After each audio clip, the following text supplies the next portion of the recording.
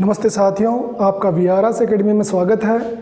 पिछले सेशन में हमने जाना वर्णों के अंदर स्वरों का वर्गीकरण। इस सेशन में हम जानेंगे व्यंजनों का वर्गीकरण, और पिछले सेशन में जो स्वरों का स्थान के आधार पर वर्गीकरण था वो भी व्यंजनों के साथ में देखेंगे। व्यंजनों का हम वर्गीकरण प्रयत्न के आधार पर करते हैं। स्पर्श में, स्पर्श संघर्षी में, संघर्षी में, उत्क्षिप्त ताड़नजात द्विस्पृष्ट में, लुंठित या प्रकंपित में, अर्धस्वर अंतस्थ या ईसत स्पर्श में, पार्श्विक में, अल्पप्राण महाप्राण में, घोष अघोष में और नासिकी में। और स्थान के आधार पर कोमल तालव्य या कंठ, काकल्य अलिजीवी, ओष्ठ, दंत्य, दंतोष्ठ, वर्त्स्य, तालुवर्त्स्य और तालव्य और मूर्धन्य में। इनके आधार पर सबसे पहले प्रयत्न के आधार पर हम व्यंजनों का वर्गीकरण देखते हैं। व्यंजन किसे कहते हैं? हिंदी वर्णमाला के अंदर व्यंजनों का स्वतंत्र उच्चारण नहीं होता। व्यंजनों का उच्चारण करने के लिए इनमें स्वर होने चाहिए। जैसे ये क व्यंजन है और इसमें ए मिलाएंगे तो इसका उच्चारण क होगा। इसमें क और ए मिला हुआ है।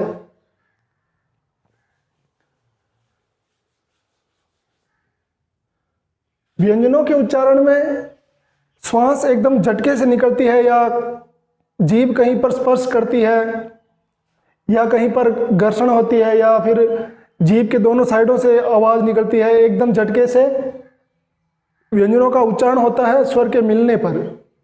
तो हम व्यंजनों का वर्गीकरण प्रयत्न के आधार पर देखते हैं। स्पर्श, हिंदी में स्पर्श व्यंजन 20 हैं।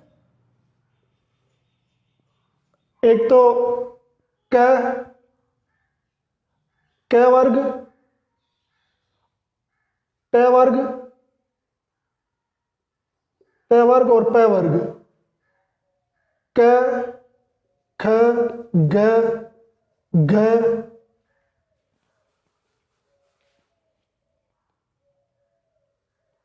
क, ख, घ, घ, घ।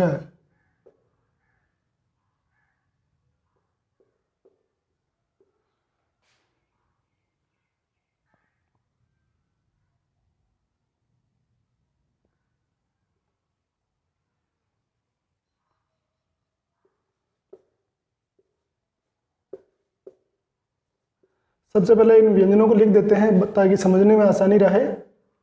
क, च, ट, त, प वर्ग, क, ये च, छ, झ, झ, ज, ट, ठ, ड और ढ और ण, त, थ, द, ध, न, प, फ, ब, भ, म, य, र, ल, व, स, ह। स्पर्श व्यंजन के अंदर क्या वर्ग आता है? क, ख, ग, घ, घ। एक तो ये वर्ग आ गया क वर्ग, और एक ट वर्ग आता है, और त वर्ग आता है, और प वर्ग आता है। 5, 10, 15 और 20, ये 20 ही स्पर्श व्यंजन हो गए। स्पर्श संघर्षी, स्पर्श संघर्षी में ये च वर्ग आता है। च, छ, झ, झ, वंच। और संघर्षी के अंदर स और है, स और है, ये वर्ग संघर्षी में आते हैं। इन्हें ऊष्म व्यंजन ऊष्म व्यंजन भी कहा जाता है, क्योंकि इनके उच्चारण में जो मुंह से हवा निकलती है वो एक कम स्पेस से निकलती है, रगड़ खा के निकलती है, तो हवा गर्म हो जाती है, इसलिए इसे इनको ऊष्म व्यंजन कहा गया है। और हवा संघर्ष के साथ में निकलती है तो इन्हें हम ऊष्म व्यंजन कहते हैं, स और ह को। और इन स्पर्श व्यंजन में जीभ कहीं ना कहीं स्पर्श करती है, इसलिए इन्हें हम स्पर्श व्यंजन कहते हैं। और स्पर्श संघर्षी जो ये च वर्ग है, च, छ, ज, झ और ञ, इनमें जीभ सबसे पहले नंबर पर तो स्पर्श करती है। च के उच्चारण में जीभ ऊपर स्पर्श कर रही है, तो ये सबसे पहले स्पर्श, और फिर हवा एकदम झटके से निकलती है संघर्ष के साथ में, तो ये स्पर्श संघर्षी हो गए, च, छ, ज और ज। ये हो गया साथियों। अब उसके बाद में है उत्क्षिप्त ताड़नजात या द्विस्पृष्ट। हिंदी के अपने विकसित हुए दो व्यंजन है, ड़ और ढ। ये सड़क में आता है, वो वाला सड़क, ये वाला ड़। ये दोनों उत्क्षिप्त या ताड़नजात या द्विस्पृष्ट हैं। द्विस्पृष्ट हम इसलिए कहते हैं क्योंकि इनमें जीभ दो बार ऊपर ड़ यानी दो बार तालु के स्पर्श करती है, और ताड़नजात एकदम जीभ ऊपर तालु के झटका मारती है, इसलिए इन्हें हम ताड़नजात कहते हैं। उत्क्षिप्त ऊपर ऊपर एकदम झटके से टच करती है जीभ, इसलिए हम इसको उत्क्षिप्त कहते हैं। ये दोनों व्यंजन हो गए ड़ और ढ। अब साथियों है लुंठित। ये लुंठित या प्रकंपित। लुंठित प्रकंपित में आ जाएगा ल। ये ल व्यंजन लुंठित या प्रकंपित में आ जाएगा, क्योंकि इसमें जीभ जब हम उच्चारण करते हैं तो जीभ कंपन करती है, इसलिए इसे प्रकंपित कहा गया है। र के उच्चारण में लुंठित, जीभ थोड़ी सी गोलाकार आकृति ले लेती है ये र व्यंजन में, इसलिए इसे हम लुंठित या प्रकंपित व्यंजन कहते हैं। अर्धस्वर अंतस्थ या ईसत स्पर्श। ईसत यानी थोड़ा स्पर्श, जो व्यंजन थोड़ा स्पर्श करे। अंतस्थ या अर्धस्वर जो या स्वर और व्यंजन के जो बीच में है वो वाले व्यंजन। तो वो वाले व्यंजन हम देखें तो इसमें य और व, ये स्वर और व्यंजनों के बीच में है। इनमें य और व, इनमें न तो ज़्यादा कोई मुंह के जो अंग हैं वो आपस में स्पर्श करते हैं, और न ही स्वरों की तरह निर्बाध रूप से इनका उच्चारण हो पाता है, इसलिए ये और वह जो है ये अर्ध स्वर है, अंतस्थ है, ईसत स्पर्श है। ईसत स्पर्श के अंदर संस्कृत में र और ल को भी माना गया था, लेकिन हिंदी में ये और वह ही अर्ध स्वर या अंतस्थ में आते हैं। पार्श्विक या इंग्लिश में शब्द है लेटरल। पार्श्विक, लेटरल यानी बगल का व्यंजन आ जाता है साथियों ल व्यंजन।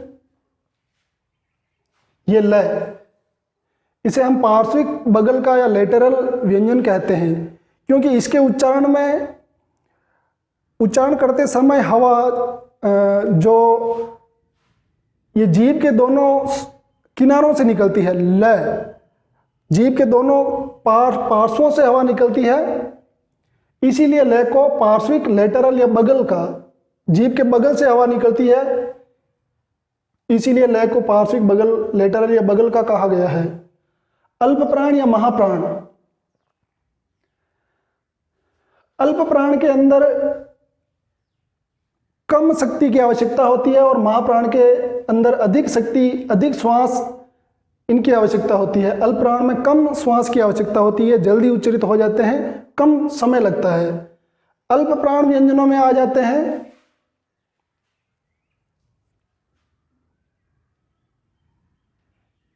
क च ट त प वर्ग का पहला, तीसरा और पांचवा वर्ण।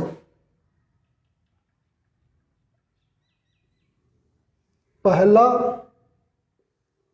तीसरा और पांचवा वर्ण। क च ट त प,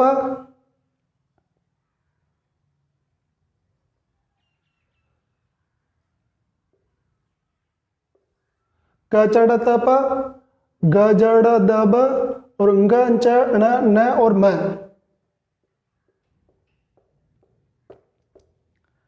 ये व्यंजन आ जाते हैं अपने अल्प प्राण में।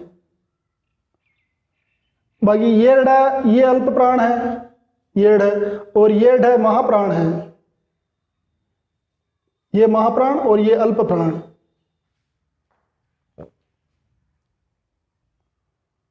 और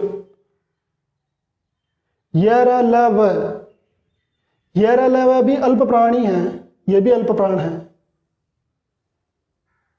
ये अल्प प्राण है। और तीनों से, ये तालव्य से और ये मूर्धन्य से और ये वर्च या दंत्य से और है, ये महाप्राण में आते हैं। ये आ जाते हैं अपने महाप्राण में। अब बात करें साथियों घोष अघोष वर्ण की। उच्चारण करते समय जब स्वर तंत्रियों में कंपन हो तो वो घोष वर्ण है, अदरवाइज वो अघोष वर्ण है। जैसे हम देखें तो अघोष वर्ण के अंदर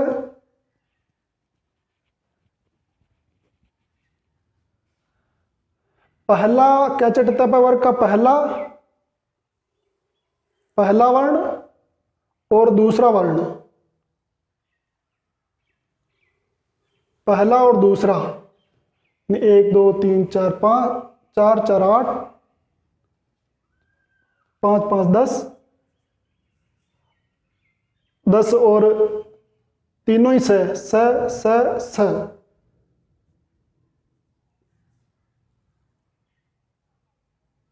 ये अल्प प्राण में नहीं, ये आते हैं साथियों अघोष में। क च ट त प वर्ग का पहला वर्ण और दूसरा वर्ण, क च ट त प और ख छ ठ थ फ, ये आते हैं अघोष वर्ण में। 10 हो गए। और अघोष में आता है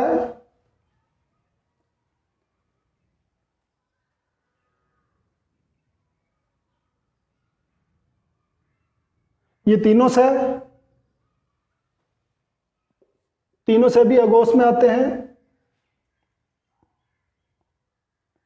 ये तीनों से हो गए। और एक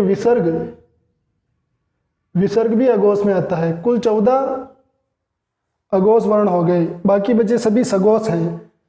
सघोष के अंदर स्वर तंत्रियों में कंपन होता है, जिसमें आ जाते हैं स्वर, सभी स्वर, और ह और तीसरा, चौथा, पांचवा वर्ण, ये और ये।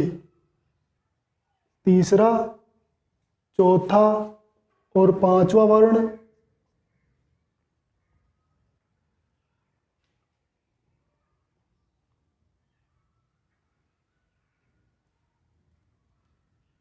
और ये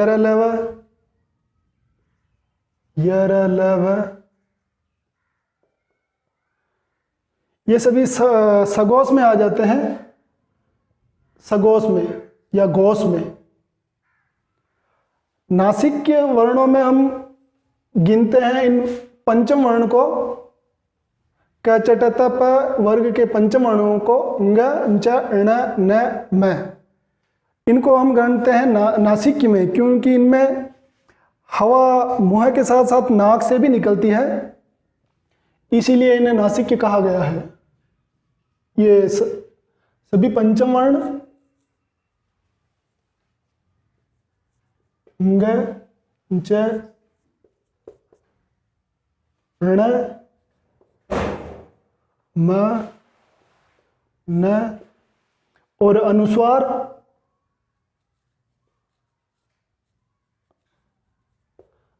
और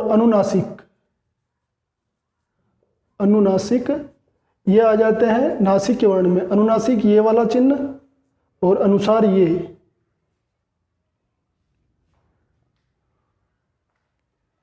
तो इस तरह से हमने जाना व्यंजनों का प्रयत्न के आधार पर वर्गीकरण।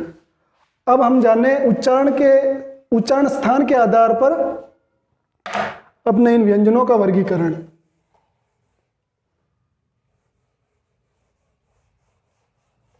उच्चारण स्थान मुंह में किस स्थान से जीभ के कहाँ किधर से स्पर्श करने पर व्यंजनों स्वरों का उच्चारण हो रहा है, उसके आधार पर हम इनका वर्गीकरण करेंगे।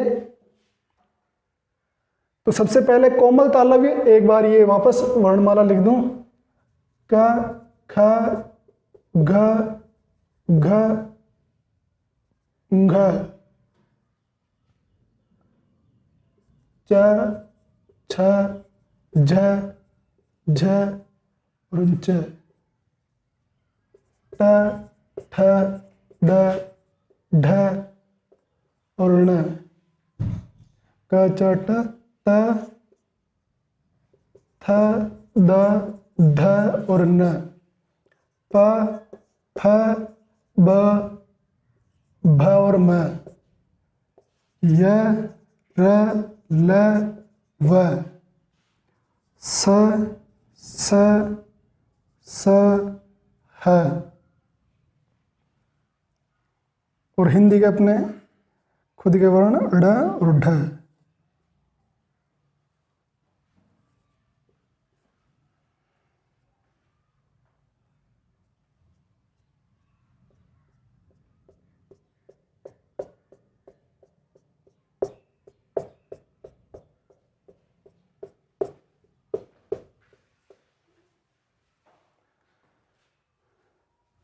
कोमल तालव्य या कंठ, जो कंठ से पास ही में जब जीभ ऊपर तालु के स्पर्श करती है वो है तालव्य।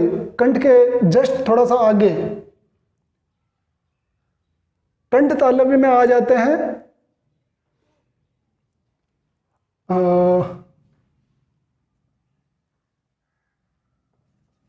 अकुकंठी, अकुकंठी, ये शब्द याद रखें। तो ए और आ ये कंठ, दोनों स्वर कंठ में आ गए, कोमल तालव्य में आ गए।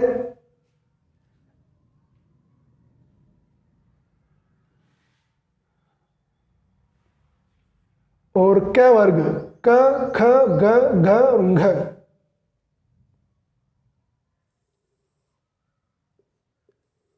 ये कोमल तालव्य में आ जाते हैं, अ आ क ख ग घ और घ। और जो अरबी फारसी से जो हिंदी में शब्द आए हैं जैसे क ख घ, ये कंठ है क्योंकि इनका जो उच्चारण है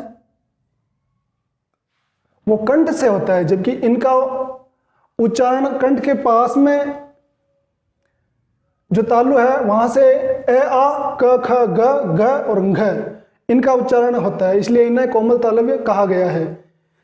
संस्कृत में जो है ये भी कंठ माने गए हैं, लेकिन हिंदी में इन्हें कंठ न मान करके कोमल तालव्य ही मानेंगे। काकल्य या अलीजीवी, जो मुंह के अंदर गले में जो कोवा है, अलीजीवी जीभ का प्रारंभिक भाग, वहां से जो स्वरों की उच्चारण होता है वो है विसर्ग और है, ये कहे गए हैं काकल्य, कोए से उनका उच्चारण होता है। यह है और विसर्ग, ये काकल्य या अलिजीवी हैं। फिर जिनका उच्चारण होठ से हो, इसके लिए हम एक शब्द याद रखें, ऊ उपा नाम औष्ठ्य, औष्ठ्य, छोटा ऊ बड़ा ऊ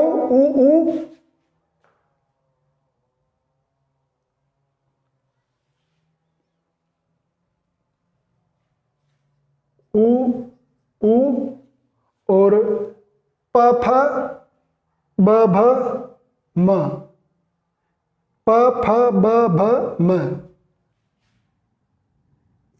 प फ ब भ ऊ, ये है औष्ठ्य।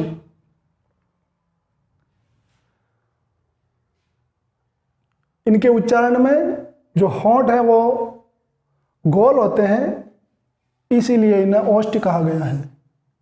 दंत, जब जीभ दांत के स्पर्श करती है तो वो जो उच्चारण होने वाली ध्वनि है, जो वर्ण है, उन्हें हम दंती कहते हैं। दंती में त का उच्चारण करने पर जीभ, थ का उच्चारण करने पर जीभ और द का उच्चारण करने पर जीभ दांत के स्पर्श करती है, ऊपर के दांतों के।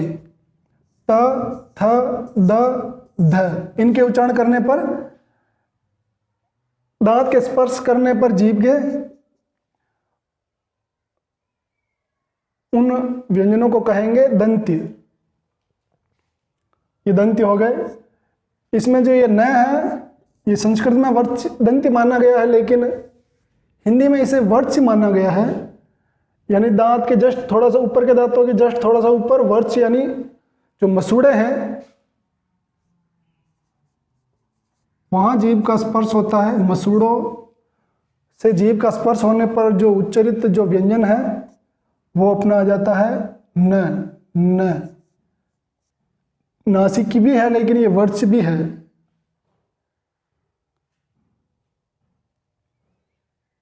ये वर्च हो गया और ये दंती।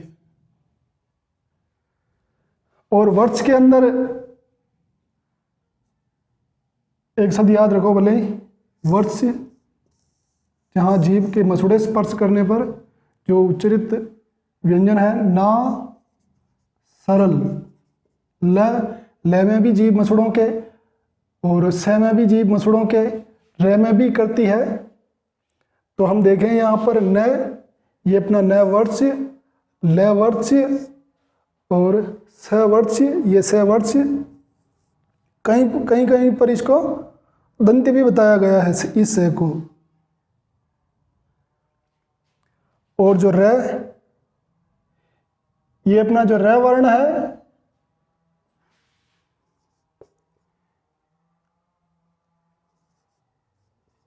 ये वर्च के साथ साथ ये मूर्धन्य भी है।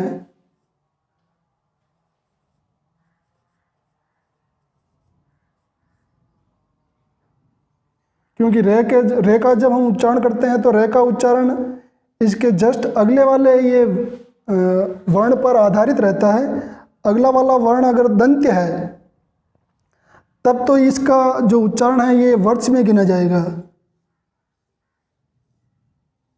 दंत्य है या इसके अगले वाला या तो दंत्य हो या वर्च हो तो रे का उच्चारण वर्च में गिना जाता है, क्योंकि जीभ मसूड़ों के स्पर्श करती है। और वहीं अगर रे के अगले वाला वर्ण कंठ है या फिर मूर्धन्य है तो ये मूर्धन्य में गिना जाएगा।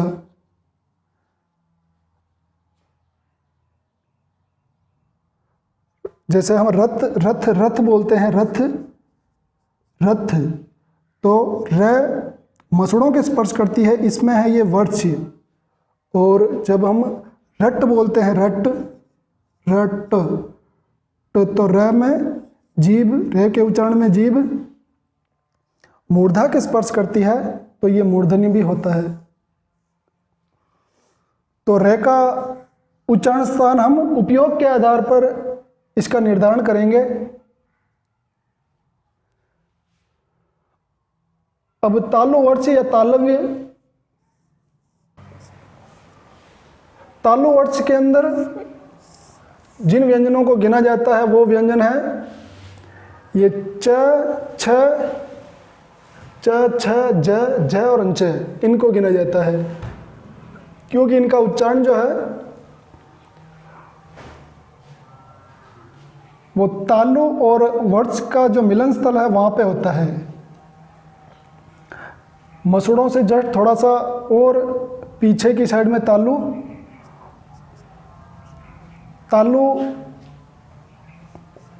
और मूर्धन्य मूर्धा। सबसे पहले इन शब्दों को देखो आप। वर्ष तो जो मसूड़े हैं वो,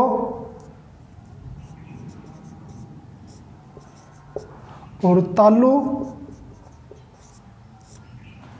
तालु जो मसूड़ों के आसपास चारों ओर जो फैला हुआ है पीछे की साइड तक भी, वो है तालु। और जो तालु का जो सबसे ऊपरी भाग है वो हो गया मूर्धा।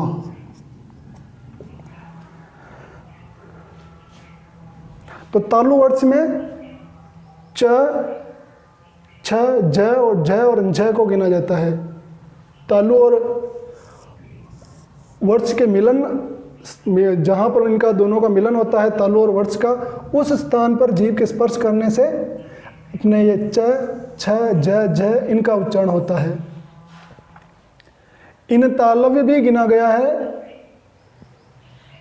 लेकिन हिंदी में अब इनका उच्चारण तालु वर्ष के मिलन स्थान से होने लगा है। तालव्य शुद्ध तालव्य वर्णों में आते हैं, व्यंजनों में आते हैं य, स, य और स। कहीं कहीं पर इन दोनों जो ये दो जो वर्गीकरण है इनका तालव्य नाम से किया गया है। अगर एग्जाम में डीप क्वेश्चन ना आकर के सिंपली आ जाए तालव्य, निम्न में से तालव्य व्यंजनों में से कौन से तालव्य है, तो इसका एक हम शब्द याद रखेंगे, एक ट्रिक याद रखेंगे, इचुयस तालु। इचुयस तालु यानी ई और च वर्ग च, छ, ज, और य और स, य और स, इचुयस तालु तालव्य।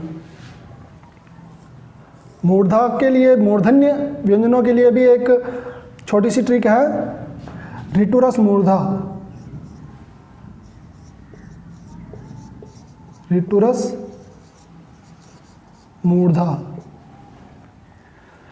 तो री और ट वर्ग, ट, ठ, ड, ढ और ण, री ट वर्ग और र और ये स, मूर्धन्य स। अगर हिंदी में अगर इस री को स्वतंत्र स्वर गिना जाता है तो ये मूर्धन्य में आएगा, नहीं गिना जाता तो इसको हटा ही दो। टुरस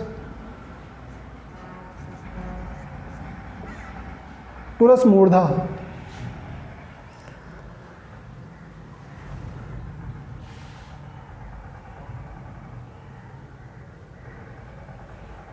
ए और स्वरों का वर्गीकरण भी ए और आ हो गया, ई हो गया, ई ये तालव्य में आ जाता है, ई और ई। और कंठ में ए आ के साथ में ओ भी आता है, एक ओ जो कॉलेजिया डॉक्टर में इस ओ का जो उच्चारण हो रहा होता है वो भी कंठ में आ जाता है, कोमल तालव्य में ए आ। उसके बाद में ई हो गया, ई और ऊ,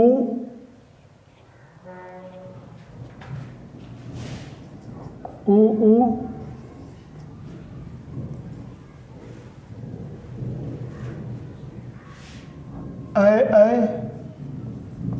और ओ।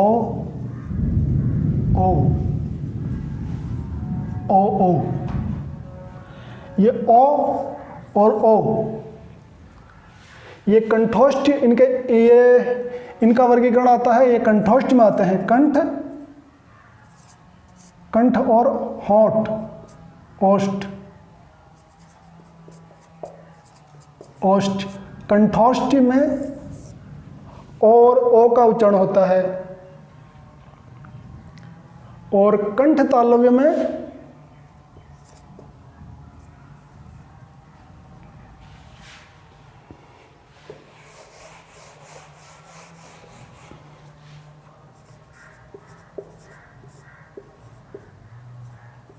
कंठ तालव्य के मिश्रण से, के सहयोग से उच्चारण होने वाले स्वर है ए और ऐ।